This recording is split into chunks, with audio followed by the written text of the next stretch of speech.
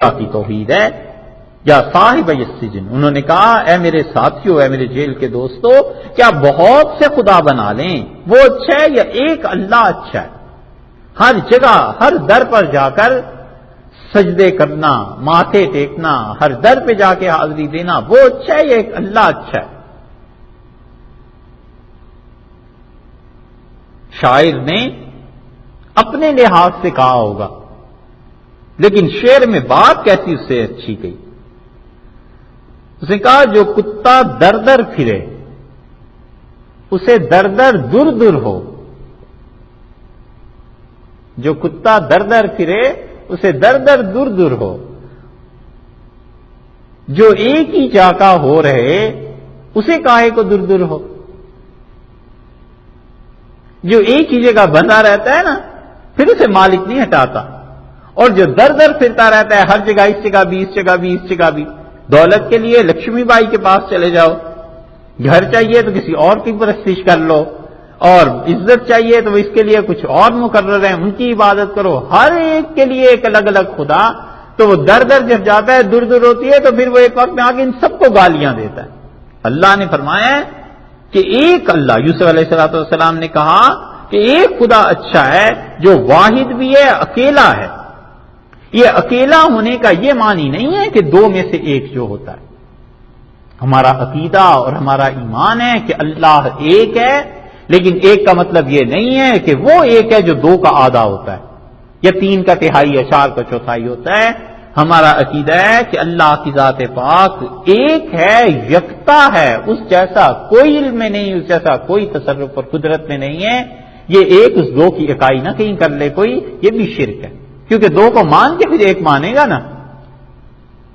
اس لیے عالمگیری میں اورنگزیب رحمت اللہ علیہ نے جو عقیدہ لکھوایا تھا اس میں یہ فکرہ شامل کیا کہ ہم اللہ کو ایک مانتے ہیں، ایسا ایک نہیں جو دو کا آدھا ہو، بلکہ اللہ یکتا ہے، اکیلا ہے.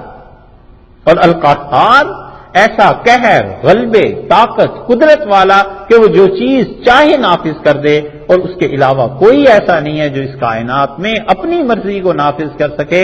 کائنات میں کوئی ایسا نہیں ہے جسے ان ساری چیزوں کا علم ہو سکے. اور پھر یوسف علیہ السلام نے تیسرا جملہ کہا، انہوں نے کہا ما تعبدون من دونہ، کس کی عبادت کرتے ہو تم اللہ کو چھوڑ کر؟ الا مگر اسماء، نام ہیں، سمیتموہا، جنہیں تم نے رکھ لیا ہے، انتم، تم نے، وآباؤکم، اور تمہارے باپ دادا نے ان کے نام رکھ لیے.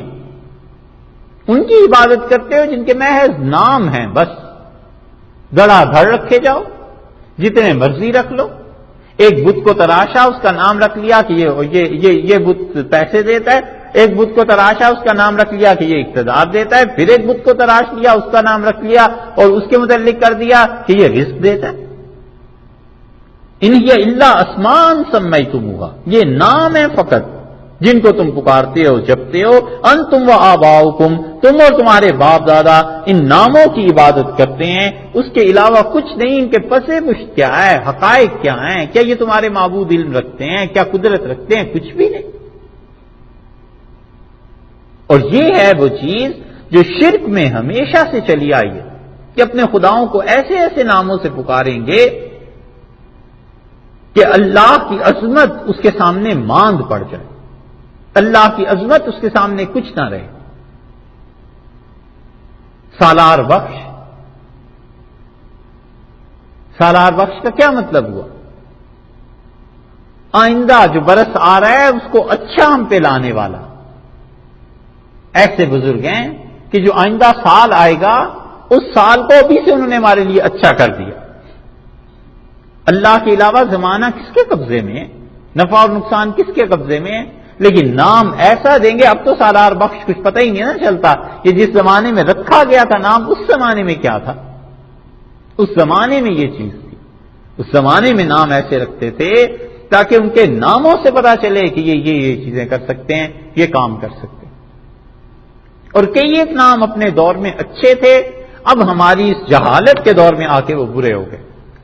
صحابہ کرام رضی اللہ عنہ کہتے تھے جب کوئی مشکل پیش آ جاتی تھی کئی مرتبہ وہ کہتے تھے علی رضی اللہ عنہ کو بلاؤ، حضرت عمر رضی اللہ عنہ، بڑا احترام کرتے تھے حضرت علی رضی اللہ عنہ کا، اور حضرت علی رضی اللہ عنہ تو اتنا احترام کرتے رہے سیدنا عمر رضی اللہ عنہ کا کہ یہودیوں پر حضرت عمر رضی اللہ عنہ نے یہ نافذ کر دیا. حضرت عمر رضی اللہ عنہ نے کہا تم نجران یا حجاز چھوڑ کے نجران چلے جاؤ. اور حضرت عمر رضی اللہ عنہ کو اس سے بڑی زیادہ تھی کہ حجاز کا علاقہ یہودیوں اور عیسائیوں سے پاک رہنا چاہیے، اور انہوں نے یہودیوں کو نکال دیا تھا، نجران چلے گئے.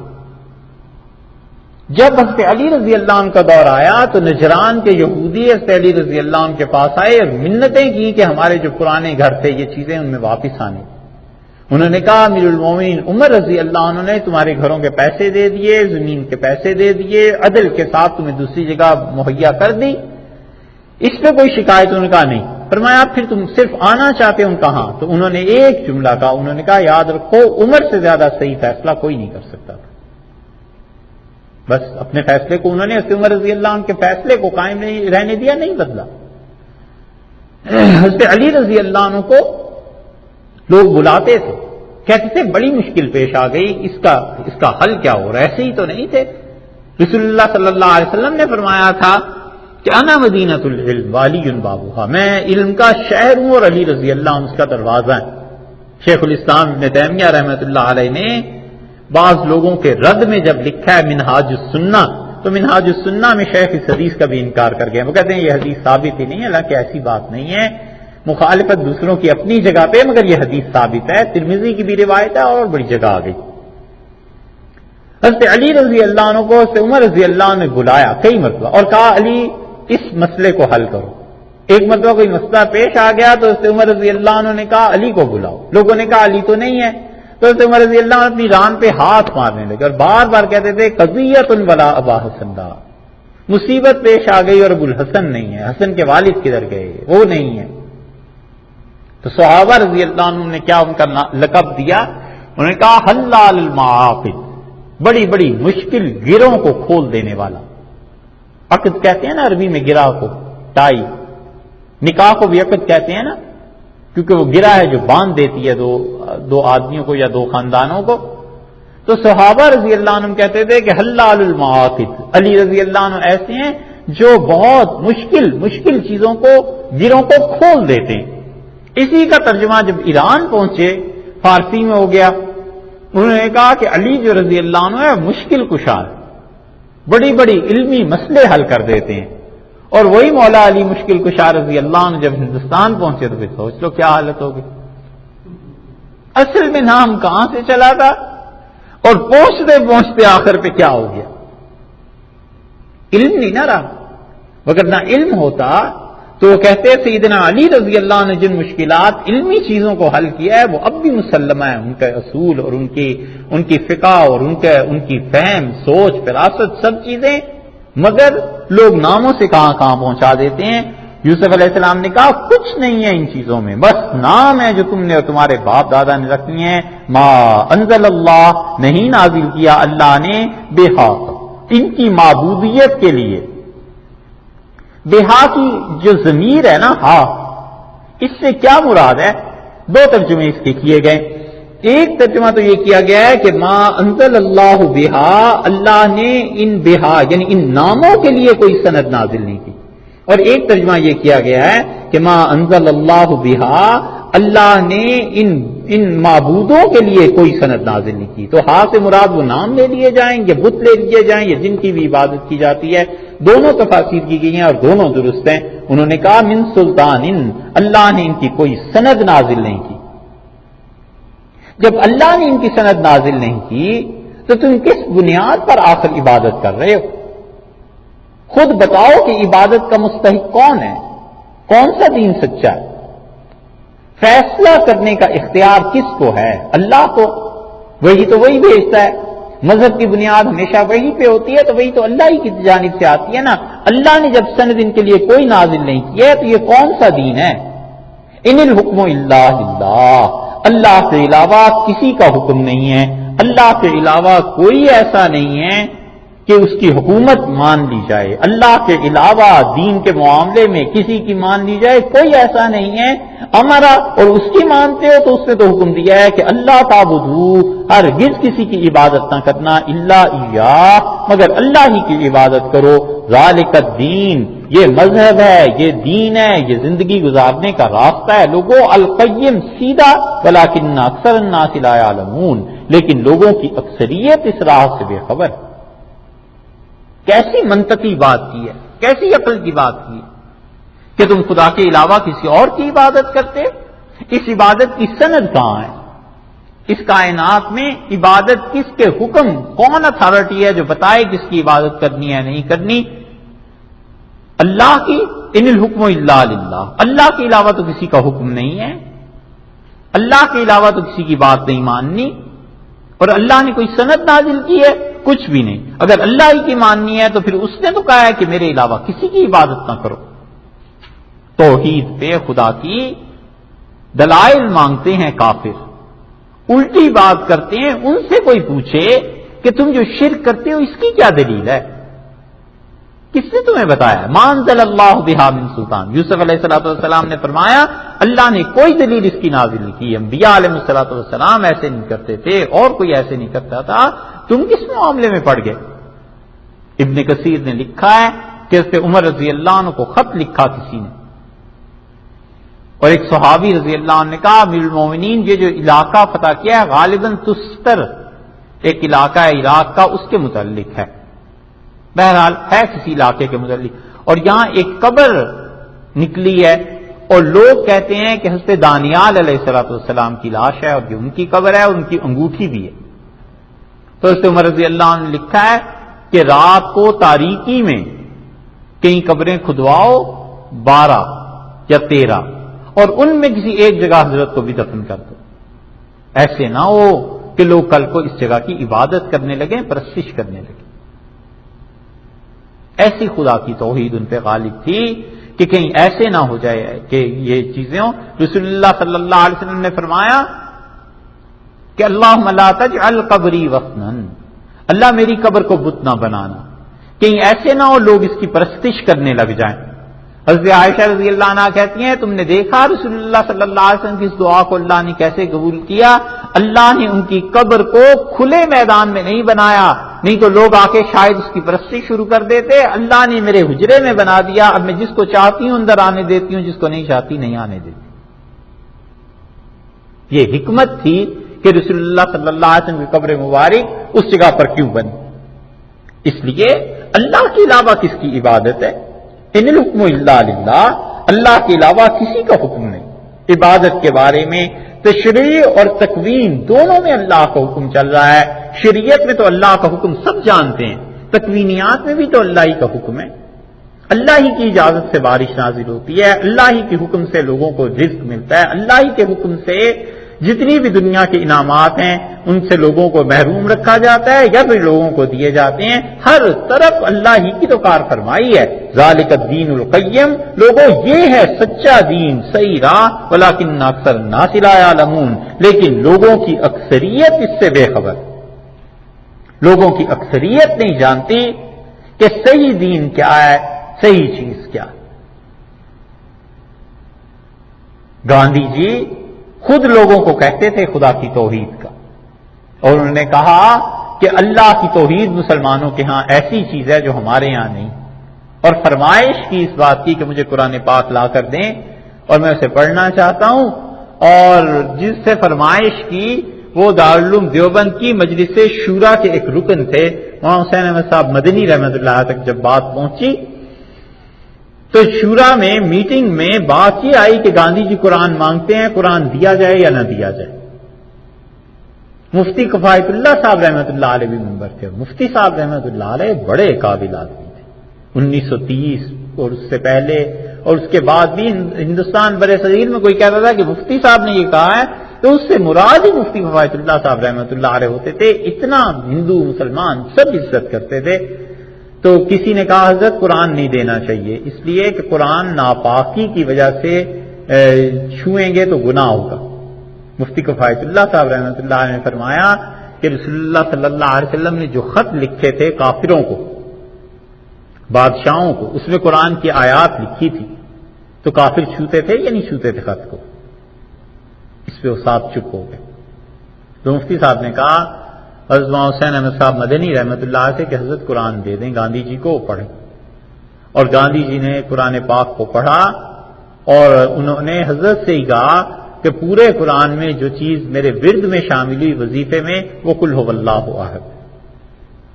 اور یہ تو انہوں نے بھی لکھا ہے گاندھی کی جنہوں نے بھی زندگی لکھی، ان کے سیکرٹری نے بھی، کہ مرنے سے 3 دن پہلے اس نے کہا یہ دے دو اور یہ مسلمانوں کو واپس کر دو، مجھے ڈر ہے اس بات کا میرے بعد اس پاک کتاب کی کہیں بے حرمتی نہ.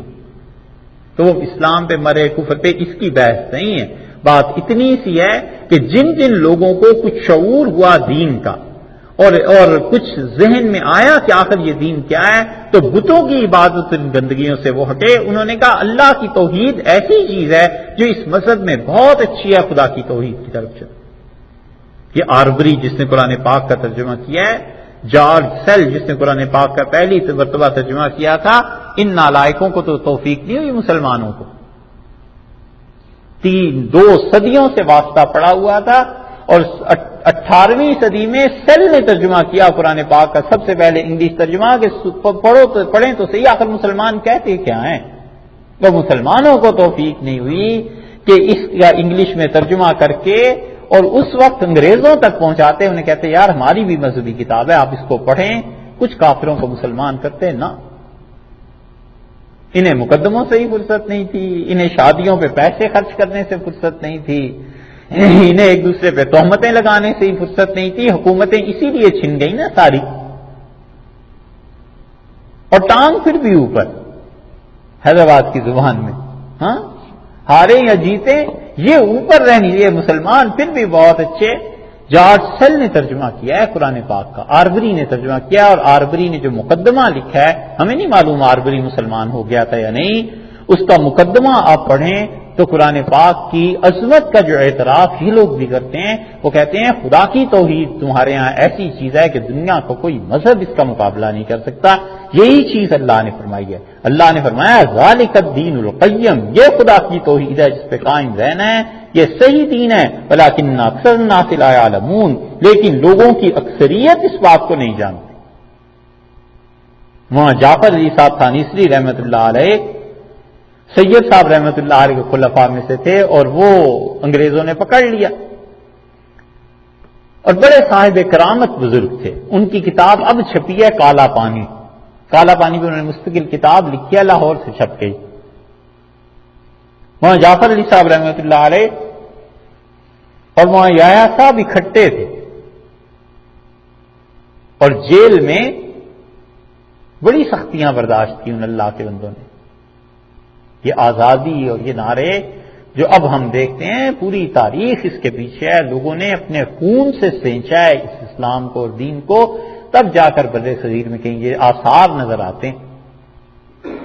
تو وہاں یحییٰ صاحب پہ مقدمہ ہوا، وہاں جعفر صاحب پہ مقدمہ ہوا اور ہوا کیا، انڈمان میں ہندو تھے مقرر اور انگریزوں نے ہندوؤں کو مقرر کیا مسلمان قیدیوں پہ. اور وہاں جعفر صاحب رحمۃ اللہ علیہ نماز پڑھتے تھے، وہاں یحییٰ صاحب نماز پڑھتے تھے اور ایک ہندو تھا اس کے ساتھ تعلق ہو گیا تو اسے بلایا، کھانا کھلایا، اس کو اسلام کی دعوت دی، مسلمان ہو گیا. 2-4 مہینے بعد جب اسلام کا پتہ چلا تو انگریزوں نے کہا یہ مسلمان آپس میں مل کے کوئی سازش کر دیں گے یا ایک اور ہندو کو بھیج دو. وہ 2 ہندو اور آ گئے، وہ دونوں بھی مسلمان ہو گئے. انہوں نے کہا یہ کیا مصیبت ہے، اور کو بھیجو، وہ بھی مسلمان ہو گئے. جب 13-14 ہندو اسی طرح مسلمان ہوتے گئے تو انہوں نے کہا ان پہ مقدمہ چلاؤ اور ختم کرو اس قصے کو. گورنر تھا، جج تھا انگریز، اور اس نے مقدمے میں یہ تاریخ میں ہر جگہ لکھا ہوا ان کے حالات میں مل جائے گا کہ مقدمے میں اس نے لکھ دیا کہ تم دونوں کو پھانسی کی سزا سنائی جاتی. تو کھڑے تھے سارے مولانا یحییٰ صاحب رحمۃ اللہ تو خوشی سے چمٹ گئے مولوی جعفر صاحب کے ساتھ اور کہنے لگے سبحان اللہ، شہادت ملے گی، حضرت سے ملاقات ہوگی، حضرت سید صاحب رحمۃ اللہ سے ملیں گے، جعفر مبارک کو اللہ نے قبول کر لیا، اللہ کی راہ میں ہمارا بھی خون لگ جائے گا. وہ جج حیران پریشان، اس نے کہا کہ یہ کیوں اتنے خوش ہو رہے ہیں؟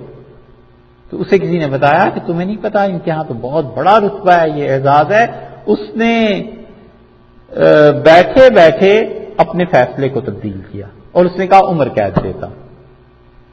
وہیں مولانا جعفر صاحب رحمۃ اللہ علیہ کو عمر قید ہو گئی، ایک اور مقدمے میں پھنس گئے، تو اس جج نے کہا کہ تم اتنے بڑے مجرم ہو انگریزوں کے کہ تمہارے لیے لندن سے میں نے باقاعدہ چیزیں منگوائی ہیں، تمہیں اس پہ پھانسی دی جائے گی۔ تو مولانا جعفر صاحب رحمۃ اللہ نے کہا کہ اللہ ہی جانتا ہے کہ وہ پھندا کس کے گلے میں پڑے گا۔ اس کو غصہ آیا شدید، اس نے کہا فوری انتظامات کرو اور اگلے ہفتے اس کو پھانسی دینی ہے، اور اللہ کی شان ہے اس پہ کیا الزام لگا، وائس آیا، کیا ہوا، لمبی ہسٹری ہے، اور اگلے ہی ہفتے اس جج کو خود اسی رستے سے پھانسی ہو۔ لوگوں نے کہا مولوی جعفر صاحب تو بڑے صاحب کرامت بزرگ ہیں۔ خیر تو مولانا جعفر صاحب رحمۃ اللہ علیہ سے اور مولانا یحییٰ صاحب سے کسی نے پوچھا کہ آپ لوگ جیل میں کیا کرتے تھے ہندو مسلمان ہو جاتے تھے؟ انہوں نے انہی آیات کو پڑھ دیا، یہ جو 5-7 آیات ہیں، انہوں نے کہا میاں ہم یہی پڑھتے تھے اور لوگوں کو یہی سمجھاتے رہتے تھے، بس اسی کی تلاوت کرتے تھے، ان آیات میں ایسی برکت ہے کہ اللہ نے ہندوؤں کو مسلمان کر دیا۔ وَلَٰكِنَّ أَكْثَرَ النَّاسِ لَا يَعْلَمُونَ، یوسف علیہ السلام نے کہا لیکن لوگوں کی اکثریت نہیں جانتی ہے، خدا کے حق کو نہیں پہچانتی، اس لیے اللہ کی توحید سے یہ گرے ہوئے ہیں، نکلے ہوئے ہیں۔ یا صاحب السجن، اے میرے جیل کے دوستو، اما احدکما، تم میں سے ایک تو وہ ہے فیسقی، وہ پلائے گا ربہ، اپنے رب کو، خمرا، شراب۔ کس کو کون شراب پلائے گا؟ انہوں نے کہا اچھا اب حضرت یوسف علیہ السلام کو پتا ہے کہ کس نے شراب پلانی ہے اور کون مارا جائے گا، لیکن کمال ہے نا، یہ تہذیب ہے، شرافت اور انسانیت کا۔ یہ نہیں کہتے کہ تم سولی پہ چڑھ جاؤ گے اور تم بچ جاؤ گے، بلکہ کہتے ہیں تم دونوں میں سے ایک ہے بس۔ اس سے معلوم ہوتا ہے کہ انسان کسی سے بات بھی جب کرے تو ایسے مناسب الفاظ اختیار کرے کہ ان الفاظ سے دوسرے کو دکھ نہ ہو، تکلیف نہ پہنچے۔ کہا اما احدکما، تم میں سے ایک آدمی وہ ہے فیسقی ربہ، جو اپنے رب کو پلائے گا۔ رب سے مراد اس کا آقا۔ اچھا آقا کون تھا؟ یہ ہے تو ساقی، یا تو مراد یہ ہے کہ بادشاہ مصر کو وہ شراب پلائے گا، اور یا مفسرین کہتے ہیں کہ انہوں نے کہا کہ تم اپنے سے بڑا جو تمہارا افسر ہے، تمہارا آقا ہے، تم اس کو شراب پلاؤ گے، اور پھر اس کے بھی بڑا آگے جو ہے وہ بادشاہ مصر ہے۔ یہ تفسیریں دونوں لکھی ہیں مفسرین نے، اس کے کوئی فرق نہیں پڑتا، کسی کو بھی پلائے، بس اتنی بات ہے کہ حضرت یوسف علیہ السلام نے تعبیر دی، اور ان کا عمل آخر، اور جو دوسرا ہے فیسلب، اسے سولی پہ چڑھا دیا جائے گا، صلیب پر۔ صلیب عربی میں اصل میں کہتے ہیں چربی کو، اور ہڈیوں کے اندر جو گودا ہوتا ہے نا، اس کو کہتے ہیں صلیب۔ عرب کہتے ہیں صلب اللہ، میں نے کیا کیا، اس نے گوشت کو سیخ پہ پکایا، شوا ہو، اور اس نے اسے بھونا انگاروں پہ، حتیٰ کہ اس کی چربی اور گوشت میں جو بھی گودا تھا ہڈیوں میں، وہ بہہ کے آگ میں گر گیا، بہہ پڑا۔ تو صلیب اس لیے کہتے ہیں کہ سولی اتنی بڑی چیز ہے، اتنی شدید سزا ہے کہ گویا وہ آدمی کی ہڈیوں سے گودا نکال لیتی ہے، گویا انسان کے جسم میں جو طاقت ہوتی ہے سب ختم ہو جاتی ہے، اس کی چربی پگھل جاتی ہے۔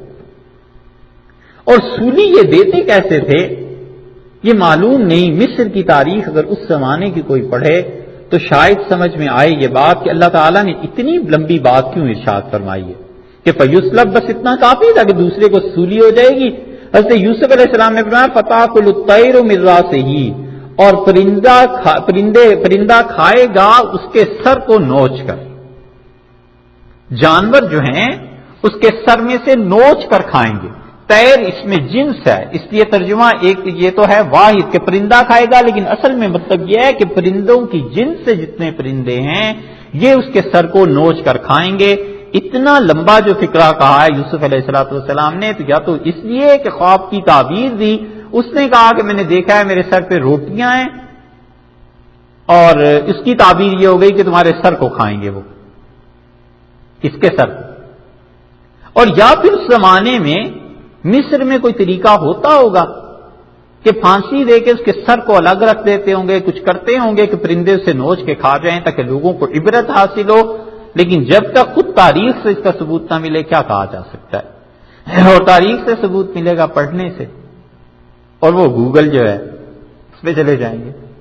فتاکل الطیر من راسہ، انہوں نے کہا ایک آدمی تم میں سے اس کے پرندے اس کے سر کو نوچ کھائیں گے. قضی الامر، اور ارشاد فرمایا یہ فیصلہ ہو چکا ہے، ختم ہو گئی بات. بس اب یہ ایسی حتمی چیز ہے جو پوری ہو کر رہے گی اور تمہارے ساتھ یہ پیش آنی ہے. اس کا مطلب ہے کہ یوسف علیہ السلام کو اپنے اس خواب کی تعبیر پر اتنا یقین تھا کہ اس کی تین ہی صورتیں ممکن ہیں. یا تو یہ کہ وہ نبوت تھی، انہیں پتا تھا کہ میرے خواب کی تعبیر بالکل درست ہے، اور یا یہ کہ اللہ نے الہام فرما دیا تھا کہ ان کے ساتھ یہ ہونا ہی ہے، اب تم قطعی اور یقینی بات کر دو. اور یا پھر یہ کہا جائے کہ عبداللہ ابن مسعود رضی اللہ عنہ کہتے تھے سرے سے انہوں نے خواب دیکھا ہی نہیں، وہ کہتے تھے انہوں نے بات بنائی ہے. اور وہ ارشاد فرماتے تھے کہ تم پوری اس آیت کو پڑھو، اس میں خواب کا ذکر نہیں ہے، بس انہوں نے کہا ہم میں سے ایک کے ساتھ ایسے ہوا ہے، ایک کے ساتھ ایسے ہوا ہے. تو ابن مسعود رضی اللہ عنہ کہتے تھے یہ جھوٹا خواب گھڑ کے انہوں نے بنایا اور پیش کیا. اور جب حضرت یوسف علیہ السلام سے انہوں نے مذاق کیا، جب انہوں نے کہا کہ تاکل الطیر من راسہ، اس کے سر سے پرندے نوچ کھائیں گے اس کے سر کو، تو انہوں نے کہا ہم نے تو مذاق کیا تھا. یوسف علیہ السلام نے کہا قضی الامر الذی فیہ تستفتیان، دونوں نے جو مجھ سے خواب کی تعبیر پوچھی تھی اب یہ فیصلہ ہو گیا. اس لیے ابن مسعود رضی اللہ عنہ کی تفسیر یہ ہے کہ من راسہ اور قضی الامر کے درمیان قرآن نے تو نہیں بیان کیا. وہ کہتے ہیں انہوں نے بتایا کہ حضرت ہم تو ایسے مذاق کر رہے تھے، انہوں نے کہا بس مذاق کر رہے تھے یا جو بھی کر رہے تھے، قضی الامر فیصلہ ہو گیا. اسی لیے رسول اللہ صلی اللہ علیہ وسلم نے فرمایا، آپ نے کہا جھوٹا خواب بیان کرنا اتنا بڑا گناہ ہے کہ قیامت میں خدا اس کے ہاتھ پہ 2 جو کے دانے رکھ دے گا اور اللہ کہے گا ان کو آپس میں گرا لگاؤ، اور بندہ کہے گا پروردگار اس میں گرا نہیں لگتی، اور اللہ فرمائیں گے جب تک تم گرا نہ لگا لو تب تک تم جنت میں نہیں بھیجے جاؤ.